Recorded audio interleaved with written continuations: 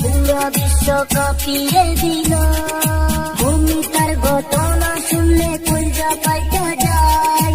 18 জন মানুষ মিলে দর্শন কইরা যায়। কি অপরাধ কইরা ছিল জালিম তোমাদের, মায়ের বুকটা খালি কইরা দিয়াছো কে?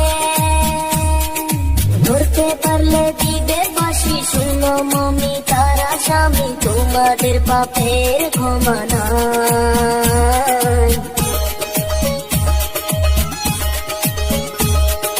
কেমন মানুষ বানাইছ উপর আল্লাহ দুনিয়ায়, নারী জাতে ইজ্জত তারা করতে নাহি পায়। মায়ের বুকটা খালি করলে এখন মায়ে কান্দে বসে, চোখের পানি মুছার কেহ নাই।